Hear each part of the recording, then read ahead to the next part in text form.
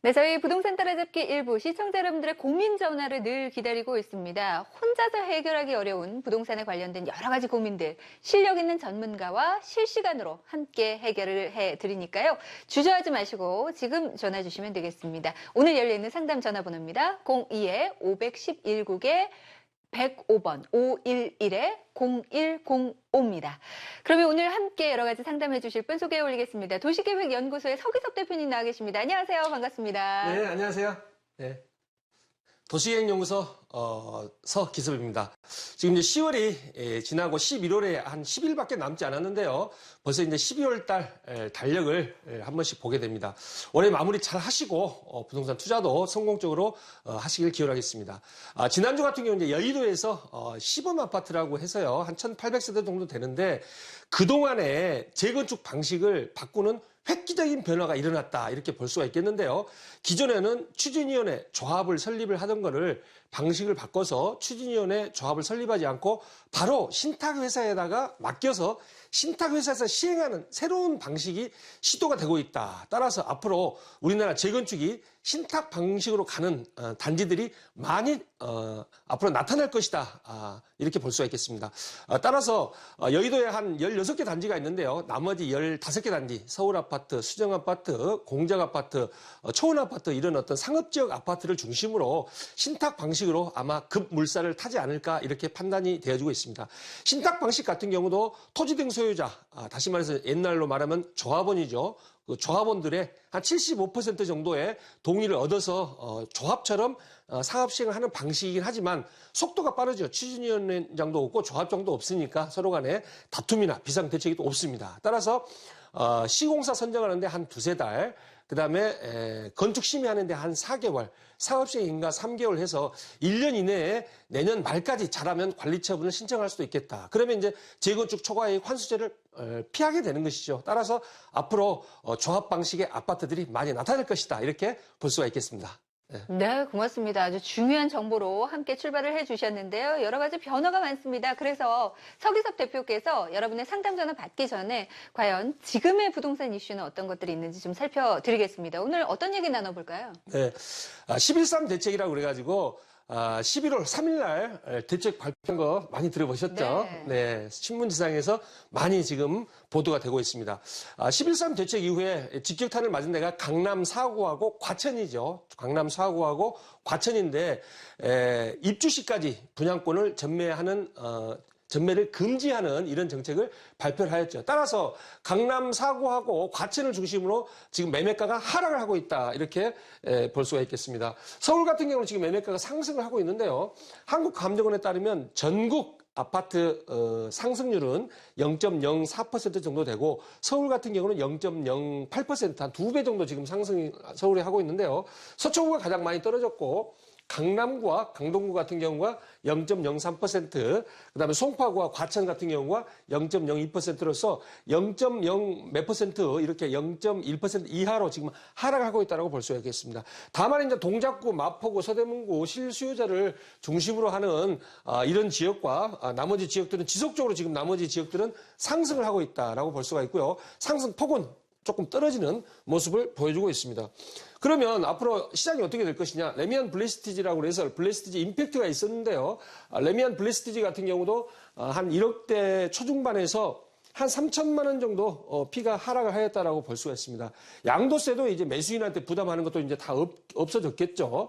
그리고 헬리오시티 같은 경우도 한 2천만 원 정도, 위례중앙푸르지오도 한 2천만 원 정도. 이 분양권 시장이 맥을 못 추니까, 그다음 입주권 시장이라 그러죠. 개포주공 4단지 같은 경우도 한 2, 3천만 원씩, 은마 같은 경우 전부 지금 떨어지는 모습을 보여주고 있습니다. 다만 이제 둔촌 같은 경우가 한 4천만 원 정도 떨어져서 둔촌 주공 같은 경우는 속도가 좀 빠를 것 같기는 한데, 그동안에 많이 올라서 한 5% 정도 심하게, 상당히 많이 하락을 했다라고 볼 수가 있겠습니다. 과천 1단지 같은 경우도 한 8억 6천 정도 지금 가기 때문에 한 4천만 원 정도 하락을 해서 강남 3구는 그나마 좀 유지를 하고 가는데 강동구하고 과천에서 가격이 조금 더 하락을 할 것이다 이런 판단이 되어지고 있습니다. 분양시장에도 지금 큰 영향을 미치고 있는데요.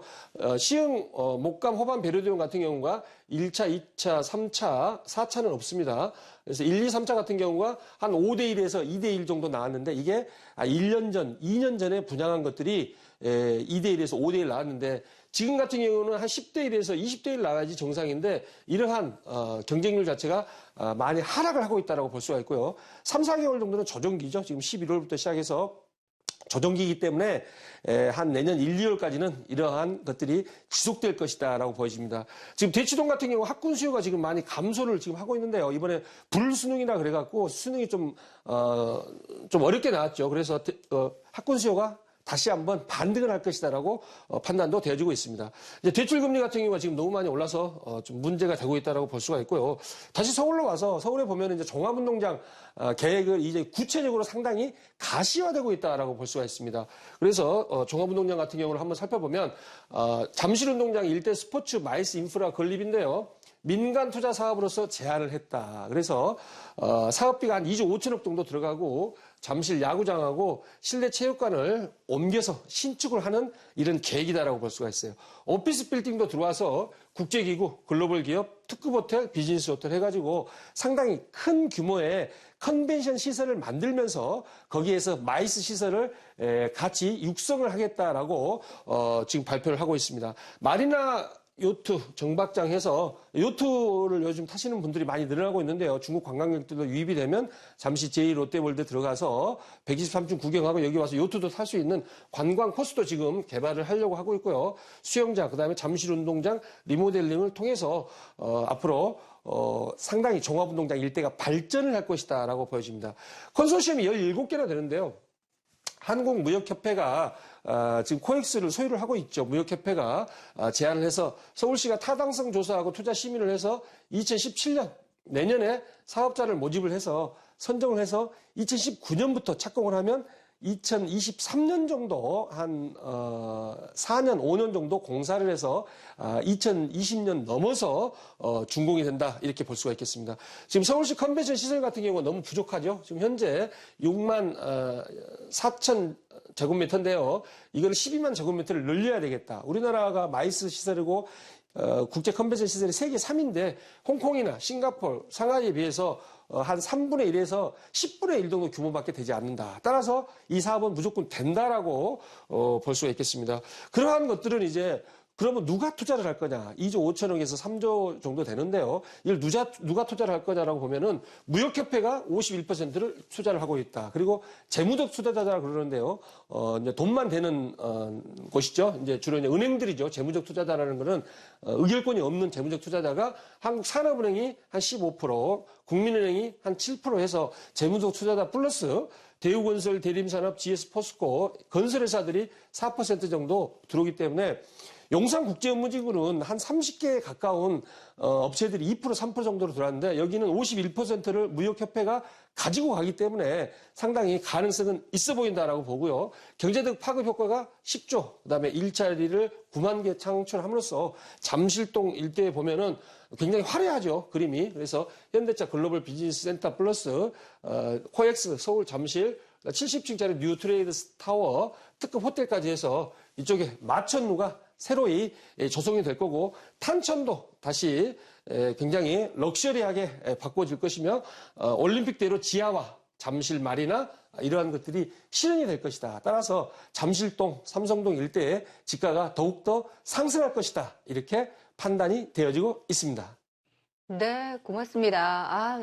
113 대책 이후에 그리고 또 시국이 불안정하다 보니까 자금이 있거나 없거나 부동산 관계되신 분들은 참 많이 불안하셨을 텐데 앞으로 전망까지 또 이렇게 살펴주셨습니다. 감사 인사드리겠습니다. 그럼 계속해서 서규섭 대표께서 시청자 여러분들의 고민을 함께 해결해주는 시간 나눠보겠습니다. 먼저 부동산 상담 전화 받아보겠는데요. 첫 번째 전화부터 받아보겠습니다. 여보세요?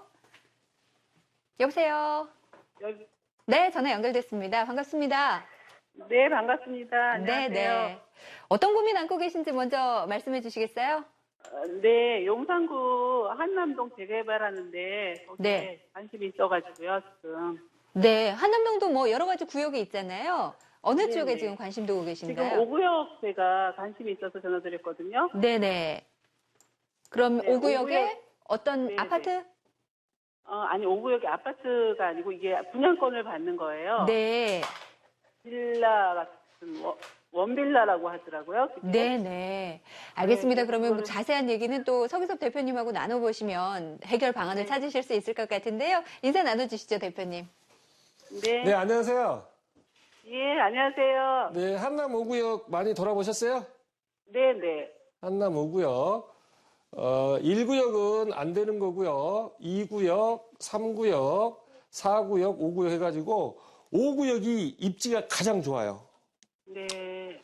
그래서 여기가 그 원빌라 몇 평인가요?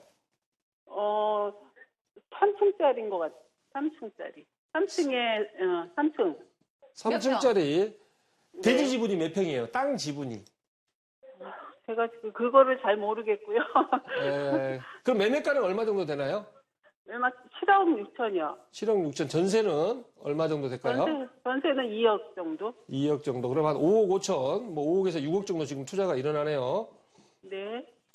그런데 이게 뭐 원 빌라라고 하면은 3층짜리인데 그 중에 뭐 201호나 301호 정도 해서 하나의 구분 소유권을 가지고 있는 원 빌라라고 말씀을 하시는 것 같은데 이렇게 되면 이제 공동주택 가격이라고 나와요. 공동주택 가격. 네네. 이거 혹시 얼마인지 알고 계시나요?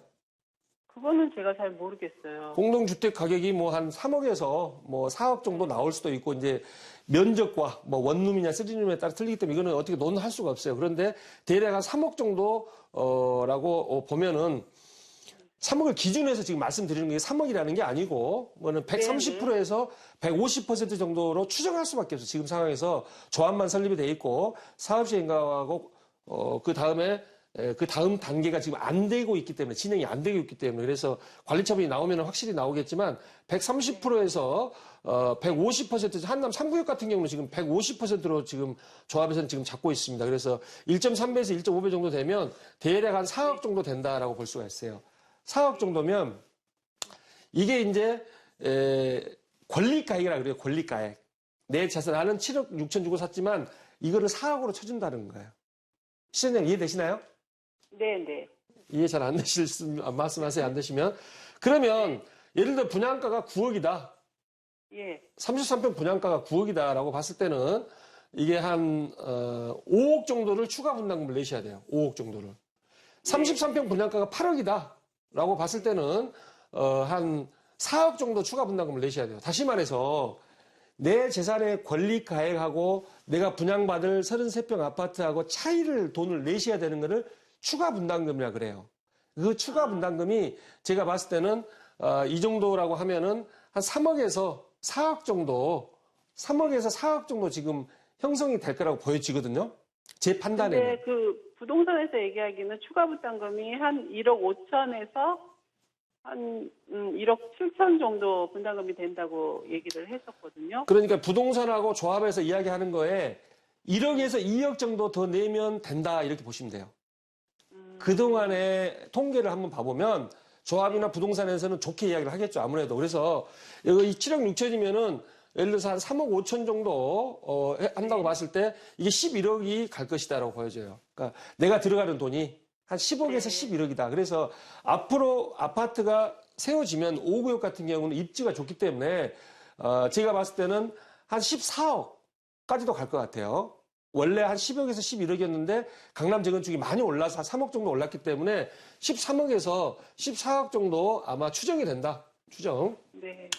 트리마제라고 서울숲 옆에 있는 거를 보면은 뭐 한 15억, 16억도 지금 거래가 되고 있기 때문에 서울숲보다 뭐 여기가 낫다고 볼 수도 없지만 뭐 빠지지도 않은 지역이에요. 그래서 보수적으로 보더라도 서울숲 트리마제 정도는 간다고 보기 때문에 13억에서 14억이니까 이거를 장기적으로 보셔야 됩니다. 지금 빨리 패스트 트랙 그래서 빨리 할 수 있는 방안이 있지만 한남에 3구역이 이제 시작했어요. 2003년에 시작해가지고 이제 지금 스타트를 하고 있기 때문에 제가 봤을 때는 앞으로도 5년에서 8년 정도는 더 보시고 장기적으로 투자하시면 괜찮다. 이렇게 결론내 드릴게요. 네. 알겠습니다. 네, 고맙습니다. 조금 더 길게 보시고 투자를 해라라는 해결 방안을 제시해 주셨습니다. 계속해서 시청자 여러분께서 궁금해하시는 여러 가지 정보 드리겠습니다. 고민 상담해 드립니다. 두 번째 전화입니다. 안녕하세요. 여보세요? 여보세요? 네, 네, 안녕하세요. 반갑습니다. 네. 어떤 부동산 고민을 안고 계신가요? 신길 뉴타운 네. 아이파크 그 향후 전망과 네. 매도 시기에 대해서 궁금해가 전화드렸거든요. 네. 신길 뉴타운 아이파크. 그러면 지금 몇 평 정도 보고 계시나요? 59제곱미터요. 59제곱미터. 네. 네. 신길 뉴타운의 아이파크 59제곱미터. 향후의 전망이 어떤지 궁금하다라고 말씀 주셨는데요. 서기석 대표님 만나보실까요? 네. 신길 14구역 말씀하시죠? 네, 맞습니다. 네, 신길 14구역. 그다음에 바로 옆에 영등포 프레비뉴 이게 11구역이죠? 네네. 11구역, 여기 12구역 있고, 그다음에 7구역 뭐 해서 신길 뉴타운이 지금 속도를 내는 지역은 빨리 속도를 내서 이미 지금 이거를 분양을 받으셨는데 언제 이달 초에 분양하지 않으셨나요? 언제 분양 받으셨나요? 예, 그 10월 달에 했습니다. 10월 달이구나. 네네. 이게 지금 경쟁률 자체가 꽤 높았는데 당첨되신 거예요? 예, 저희 그 특별 공급으로 특별 당첨됐거든요. 공급, 축하드립니다. 예. 네. 특별 공급을 해가지고 한 5억 좀 안 되게 분양받으셨죠? 네, 맞습니다. 한 4억 9천 정도 분양받으면 현재 시세가 한 5억 3천 정도라고 보시면 될 것 같아요. 5억 2천에서 5억 네. 3천. 그 이유는 신길 12구역 이런 것들이 이제 조합원 입주권이 조합원 권리가액에다가 아까 제가 말씀드린 권리가액에다가 프리미엄이 한 1억 2, 3천 정도 붙어 있기 때문에 계산하면은 이게 한 5억대 초반이다.